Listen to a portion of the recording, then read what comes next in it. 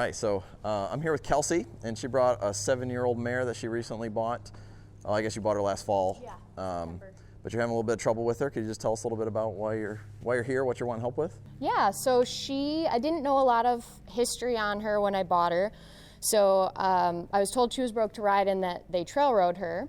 So I got her home and got on her, and she felt like a stick of loaded dynamite. So I got back off, took it back down to basics, did some groundwork, had her checked out by the vet, took her to the chiropractor, made sure there was nothing physical wrong. They didn't find anything? Nothing. I mean, she did get adjusted, but it wasn't anything out of the ordinary. Got back on her after a few days off from the chiro, and she felt better, but she still just gets so nervous. She just tenses up, like really just, she feels like she's gonna blow. So she hasn't bucked you off or anything? She hasn't bucked. Yeah, she but it's did because you were wise to how she was feeling. Yeah, I wasn't going to push through that when I could tell she was literally just, she didn't know what to do, and I wasn't going to ask her to do something she didn't know what I was asking. So got back off, did a bunch of line driving. She did okay with that, but she also got herself nervous doing that. So I said, kick her out for the winter, try again in the spring. I've been on her about maybe 10 times this year. And we're making progress, but it's very, very slow. And she still just has like a trigger. And you're saying like if you go to the right with her? So to the left, she's pretty good. And then as soon as you turn to the right, she grabs her butt and then she just freaks out and then she freezes and just shakes. Oh, wow. So I really don't know what that trigger is since I don't know her history. Sounds good. Well, I'm going to have you, and we're inside today. It's really windy outside, and you can feel the walls and you're shaking, but it would mess up the mic stuff, so we're going to just be inside. But I'm going to have you just show me some of the groundwork you're doing. If she feels safe enough to get on, we'll do that. If we find some major holes in the ground, we might stay there for a minute. Sure. We'll just go from there. Sounds good. So over the last couple weeks, how much time would you say you spend on the ground before you step on her? Oh, probably about 15, 20 minutes. Mostly just lunging and just kind of getting a feel where her head's at. Yep. She's also in heat right now, so we got a perfect storm with the wind and all the things.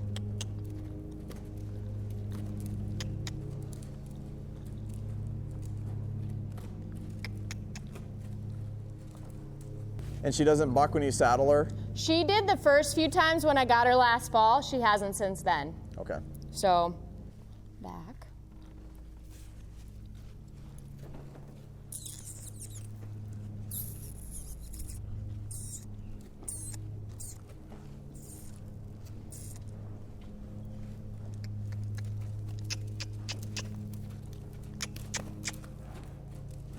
When you're lunging her, is it mostly trotting or do you canter her a lot?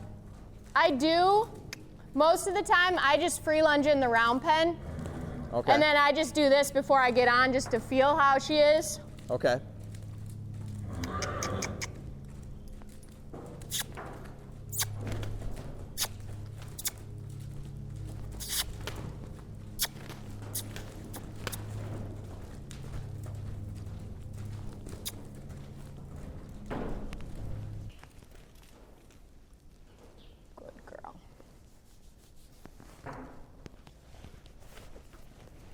With as sensitive she is, I think it's a huge win that she doesn't want to buck with a saddle. Yeah, no, I agree.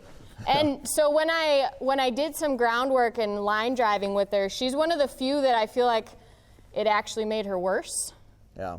And I guess just because she's so sensitive, but and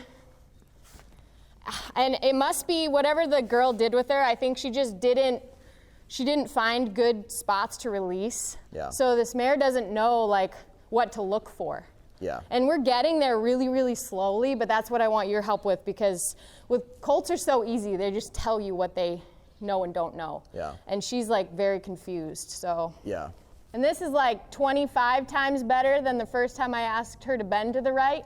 Yep. The first time I even asked her to bend her head to the right, I thought that I was gonna get run over. Yep. Because she was so stiff in her ribs and she just wanted to like just get away from it. Yeah. But she's gotten a lot better. Does this feel average, better than average, below average? She's distracted. She's a little more So distracted. she's not as focused on me, but other than that, it feels pretty similar. Okay. I think just the wind and the stuff Yeah. rattling in a new place. I like that when you stepped on, she didn't change. Yeah. She actually maybe even settled a little bit, like it seems more familiar to her than the groundwork. Yep. So that's really a plus. I've spent a lot of time just reinforcing. I mean, it took me probably 5 rides to get her to walk around the outside of the round pen without freaking out. Yeah. So I did a lot of this. Anytime she would do a quarter lap quiet, we would stop and stand. So she's got a safe space at least now. Yep, exactly. So that's what I was after.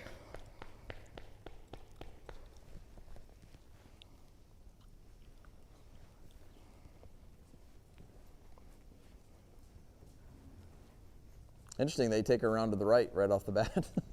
Well, I was expecting you to go left. When I started Colts for the reining trainer, he always told me do their worst side first, then their best side, then come back to the worst side, so you work it twice. Okay. And that's never left me. No, I think that's a true statement, other than I don't know if I just got on them, I think I might go to the left first, and then in the middle of the ride, spend a little more time going to the right. Sure. So you haven't cantered her much? I have not cantered her. I like that, okay. Nope. I haven't because she grabs her butt so bad, and I don't want her to end up running through a fence or something. Yeah, for sure. Because when she runs scared. All right, well, I'm gonna have you step off there, and we're gonna go back and do some more groundwork. And then there's only one thing I'm really gonna add to your riding, but that's, yeah, you're just very much on the right track. It's getting better, you know, but there's just a few little things that we can add to it. Okay. So I'm just gonna put her in a rope halter. Hey, if you guys are enjoying this video and you would like to see more detailed training videos and be able to ask me specific questions about your horse, consider joining my Patreon page. It's only $10 a month. You're gonna have access to all the videos. We do a fun monthly challenge that has a giveaway for the winner at the end, and I think you guys will really enjoy it. So we'll leave a link in the description below. Let's get back to the video. So a couple things I'm gonna add to your groundwork. I wanna have a little bit, I wanna slow your movements down a little bit, unless you're deliberately trying to expose her to more energy, which is a different story, and I'll show you that with her in a minute. The other thing I want you to do is I want you to add in more bending, more rib cage movement, more hindquarter yields, and I'll show you a few different exercises to do that. So the circle was very nice. She wasn't like taking a counter bend or anything, but we're gonna ask her to do this on the ground, and we're gonna exaggerate this position a little bit of her yielding her head and neck and bending the ribs. And I'm gonna tap her with the stick right here because I also want her to get a little bit exposed to some of that pressure there. Because horses aren't bothered because of the pressure. They get anxiety or anxious when they don't understand the pressure. And so it's about building that connection with her. So you see she's like, oh, do I stop? Do I do this? And you can see her getting kind of herky-jerky with it. As soon as I ask her to bend more. And the bend is asking her to put her body in a more vulnerable position. And that's why they don't want to do it. So every horse, especially a sensitive one, they come out with a counter bend. And to whatever degree somebody's horse doesn't counter bend, somebody's taken the time to teach them to walk with a bend. And so first we're going to focus on getting a little more bend in her head and neck while she's moving forward. And you see there's starting to be some connection there. She's starting to understand that's what I'm asking for. And then to take it to a little further degree, I'm going to ask her hindquarters to take a partial disengagement step, where this left hind is stepping over in front of the right hind. And all I'm doing is, you've gotten this to be like a 5 or a 6 out of 10. We're going to try to get it to like a 7 or an 8 out of 10. It doesn't have to be perfect. And I show this a lot in the videos, and so I think everybody thinks I sit here and do this all day long, every day with every horse. I don't. You do this just enough to what you need to, and it's a recovery strategy that we're going to use riding, that if she gets tight, we want her to feel really comfortable and be able to go back to it. So in the first 5 sessions of doing it, yeah, it ends up being, 4 or 5 minutes of it, but it's not hours, it's not, forever, and it's not months of doing this. Right. What it can be as you haul her to a new place, or you haven't rode her in a little while, she had the weekend off, it's a windy day, you do this and you test it. And if she can give it to you right away, it's not just a matter of do they know this exercise or not, it's are they in a mental space that they can give it to you. And so it's a test, like, can you give me that? Oh, it's there, great, we can move on. Perfect. It's not like, oh, I gotta drill this for hours and hours, But I think because people see me do it so regularly with so many horses, Yeah. they think I just do this obsessively. And we don't. So it's like the groundwork is just, I want you to get a little bit more specific about what you're doing with her. So it's way less about moving her feet and way more about a mental connection. Okay. Getting her to go, you should be able to ask yourself, what does she need to do to win this game? And be able to answer that question. Is it head down now? Is it bend more? Is it releasing on the halter? And today I want her to bend her ribs more, but it's probably not achievable to think she's going to hold that position on her own.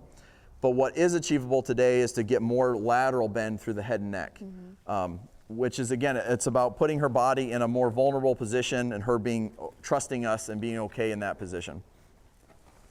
And like you can see there, she's already like starting to take it.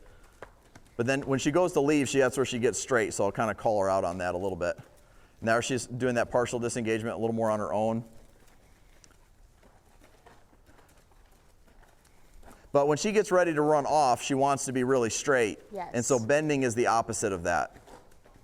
And so we want her to get in this position, but see how I keep giving her, even though I'm really close to her, I keep putting slack there because I'm looking for her to hold that position. It's even there, she's letting me take it without stopping like she did in the beginning.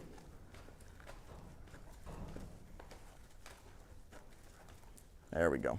So it's just a little bit more specific. There's a little bit more when she gives me that position, then I'll turn it loose. The next thing I would add to this is side passing. Side passing is another good activity to do that has the hindquarters doing a disengagement step. Looks like you've already been doing this? Yeah. Good. Now you see where her head is at? Yes. So when I say we're not just side passing, like this is the part that is for you to learn, is it's not just side passing alone isn't good enough for this horse. It's side passing until she does something like head down. So I'm going to side pass her back and forth here, and I'm going to give her room to lower her head. If she doesn't lower her head, I'm going to get closer and closer and ask her to lower her head to finish it. But the goal would be to just side pass her and have her choose to lower her head. That's how she wins the game. So if she wants us to quit side passing, just lower your head. That's all you got to do.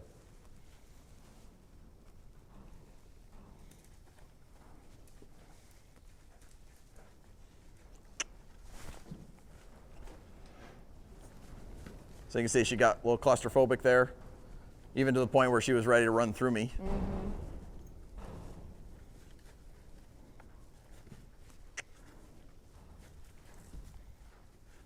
Also, see how disorganized her feet are? Yes. They're organized.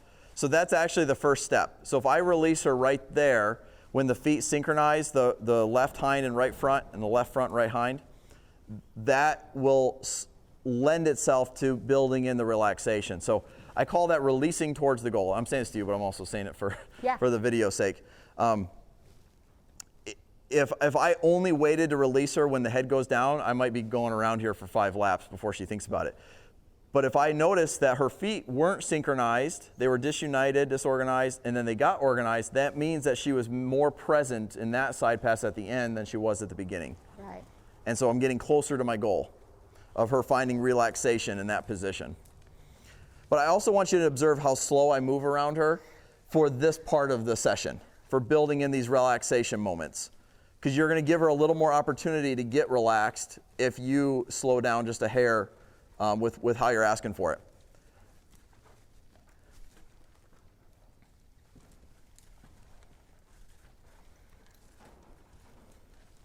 So I'm just putting little feels on the halter. Now I'm going to get a little closer to her.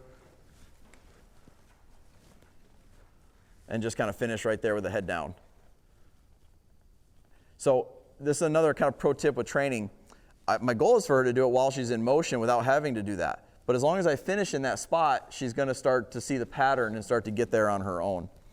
But if I start there, if I start by pulling her head down, asking her to lower it when she's side passing, I'm not giving her the opportunity to make a decision. Does that make sense? Yes. Ooh, there we go. Nice.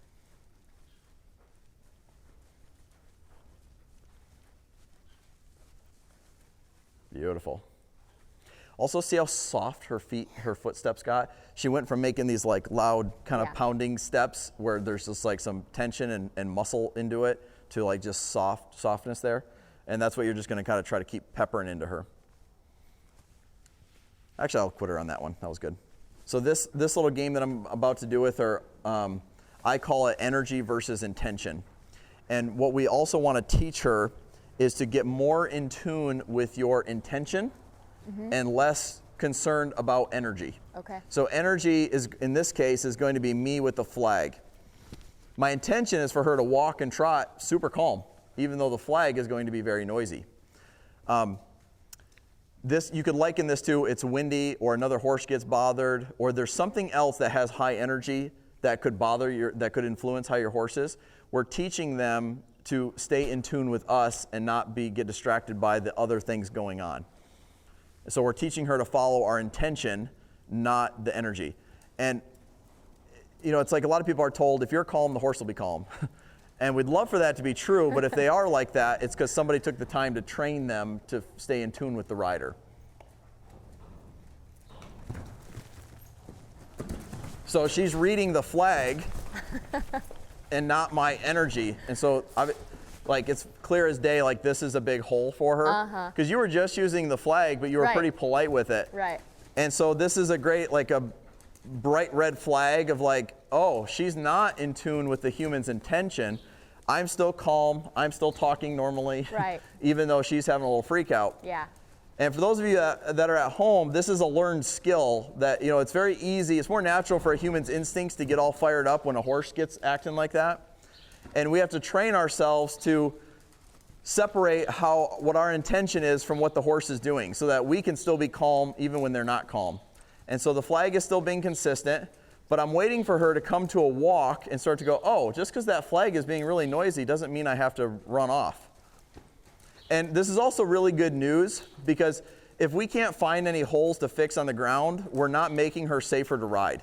If she just aced everything I'm giving her, we're not moving the needle under saddle. Yeah. But if we can find some of these holes and work through them on the ground, she's going to be safer to ride after we're done. So I'm still just trying to talk her into a walk, so I'm just nudging the halter here and there. I'm trying to be as consistent as possible with the flag, and then I'll take it away. So if I asked you the question, what did she have to do to win that game? What was the answer? Reduce speed. Reduce speed, come to a walk, get in harmony with my intention. My intention was at a walk. I was giving her the keep walking feel. Don't stop, but keep walking. And that's if you're riding, that's the feel, the energy you have. If you're riding at a walk, she's trotting, but your energy is saying, no, we're at a walking speed right now. So you're interfering with the saddle a little bit through your seat because you're leading the dance. You're saying we're at a walking pace intention right now, even though this is being really loud. Mm-hmm.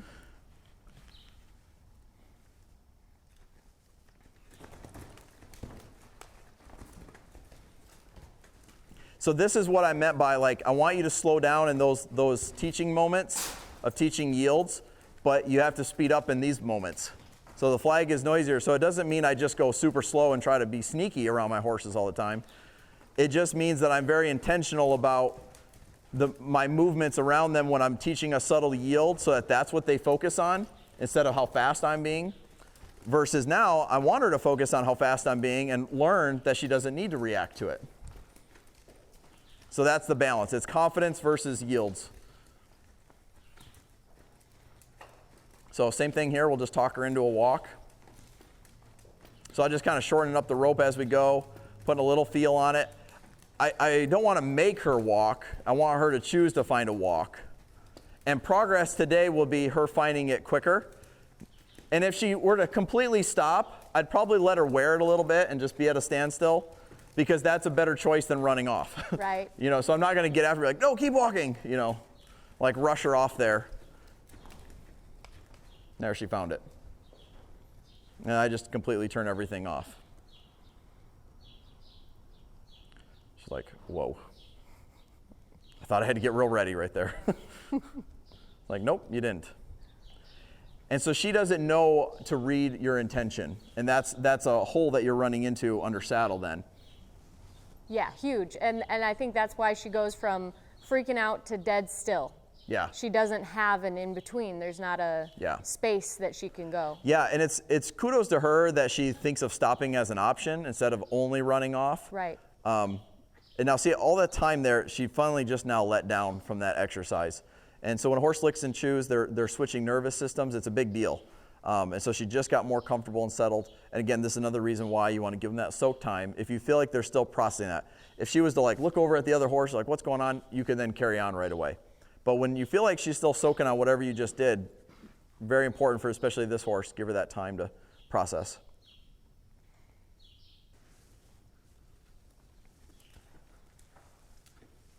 Then you could also play with, while she's walking and trotting, of just moving the flag up. Like, it's like, okay, you're thinking I'm lunging her now, and then just switch to, I'm going to relax my intention, and then I'm going to flip this up on you. Can you read me instead of reading the flag? And you just kind of mess with them like that. I'm not going to get into all that today, but that would be another step that I would add to this.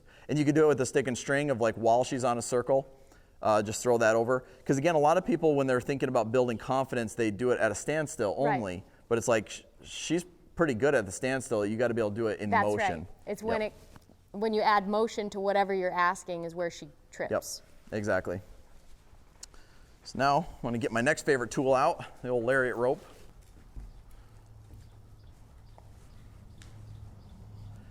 If she was like really inclined to buck with the saddle and you had to do a lot of preparation with that, I probably would do the flank rope.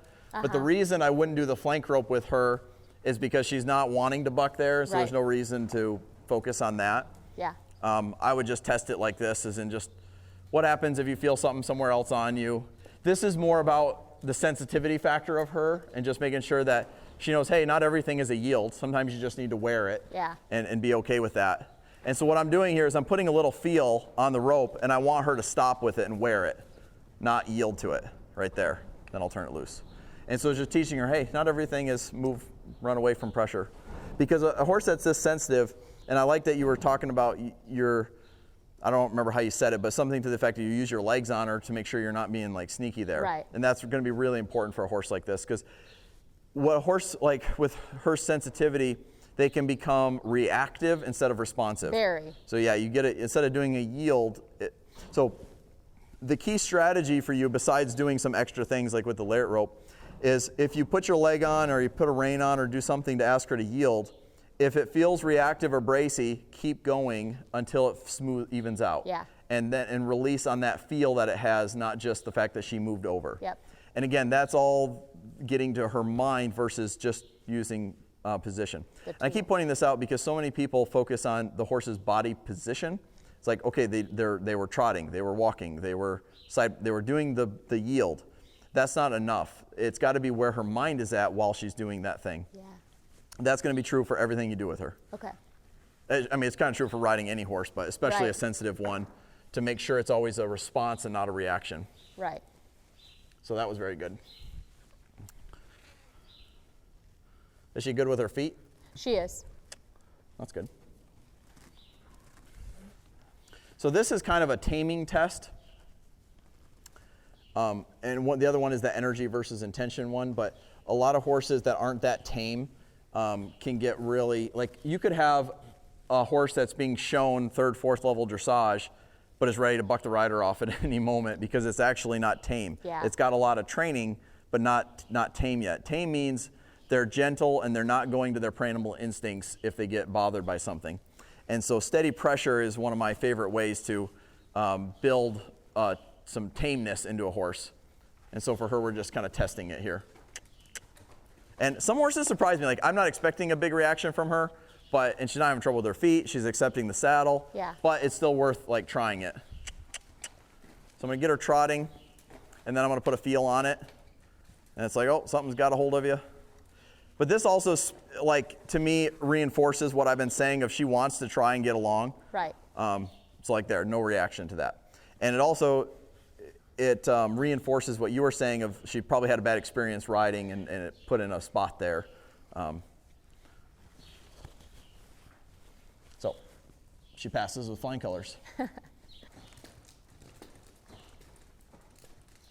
The other thing we want to do is ask her slowly into the canter and try to build up her connection to it. So what cue would you like the canter to be? I kiss for low. Perfect, perfect. So I'm gonna pick my hand up and I'm gonna give her a little smooch. So that tells us she doesn't really understand that means canter yet. So now I'm gonna tap her and then I'm gonna reset. And this, so if I were to just pressure her, she'd canter, but she wouldn't connect it to the smooch. Does that make sense? Yes. So if I just reset there and I go again, and then I give her some time in between those, and then I'll reset again. And she doesn't have to stop, she just has to like slow down again. And when you kiss, try to do it kind of softly. Don't make it like, you can have a lot of energy into a kiss.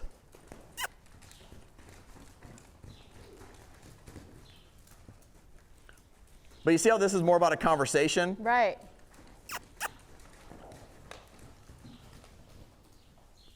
And then retreat. So it's about the conversation of it and getting her mentally there with you, not just cantering. Because a horse like this, if you went down the road of just trying to move her feet, tire her out before you get somewhere. Forget about it. Yeah, you better pack a lunch. You're going to be out there for a while.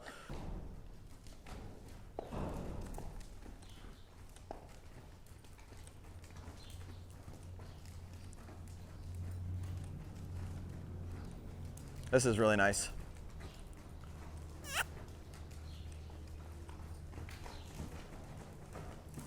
Still going to reset her there, even because I had to tap her.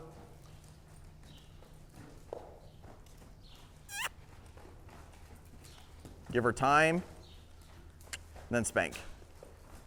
So I notice there's a delay between when I kiss and when I spank. That's giving her time to make a good decision. So I'm going to be happy with that because she cantered, counter lead, a little reactive, but she tried. Yeah. So we're gonna encourage the try. It was closer to the goal than not cantering.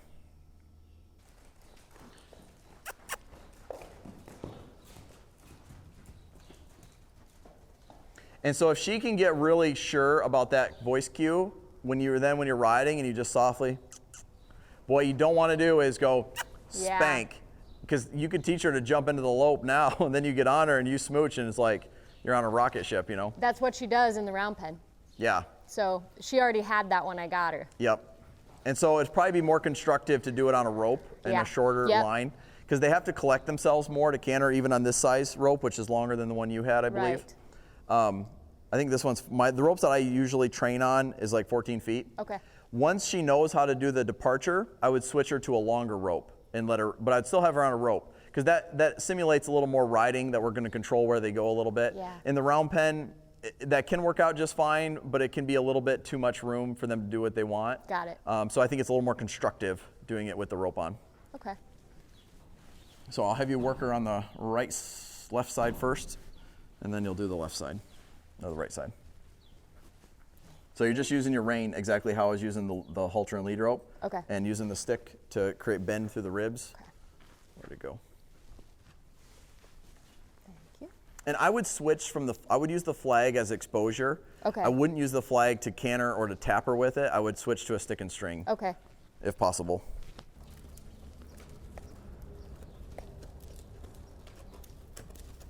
There you go. There you go. Go ahead and stop there. Do you feel that? Those few steps there? Oh, yeah. And again, the goal would be to do this get her going at a trot with it, but Right. Definitely take the walk, Okay. for now.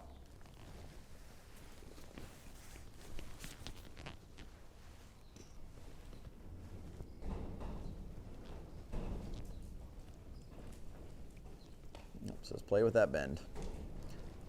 And success is 100% measured by how much she can hold it there on her own.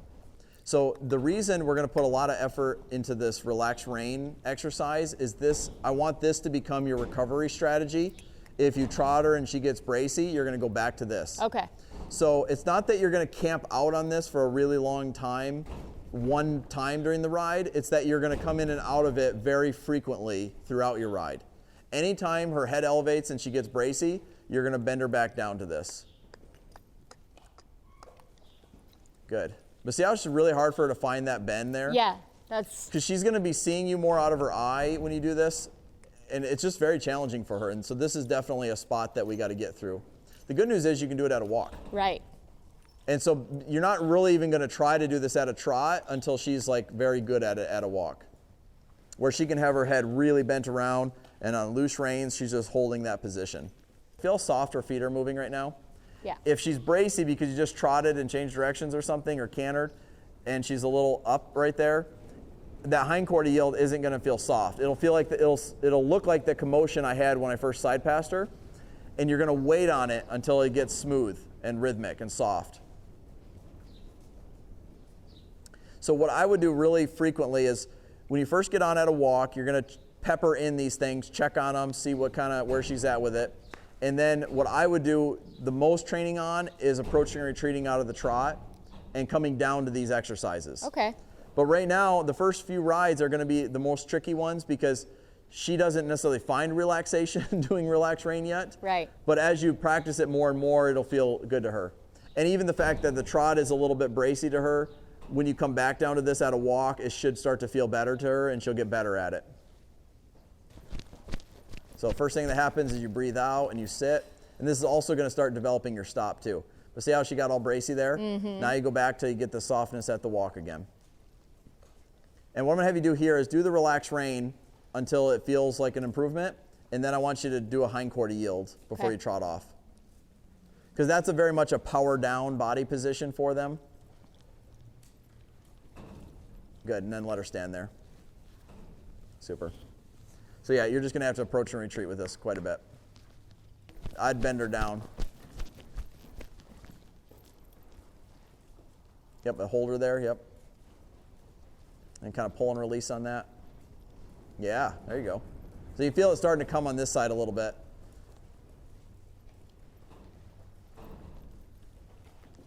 Now, see that one's bracy? The hindquarter release? Yep. So just hold that a little longer. And bring your leg on just a little slower there. Okay. Keep going there. Because she's in a bracy mindset. Yeah, she brings it back. Yep. Because she softens and then she takes it back. Yep. And now just softly let her out of that. Yeah.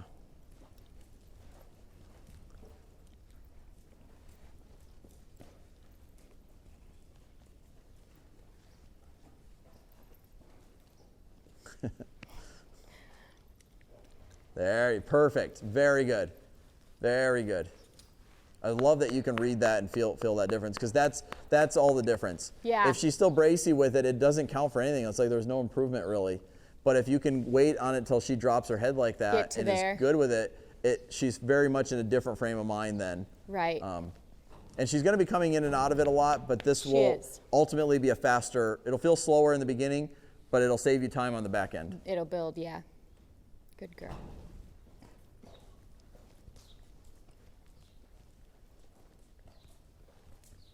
Yeah, that's it. You got some work to do there, but I think you were already on the right track. Adding in these couple of extra things, I think will move the needle more and faster in the long run. Awesome. But yeah, you're doing a good job. Those are great tools. Thank you. So tell me, what are your takeaways from this session?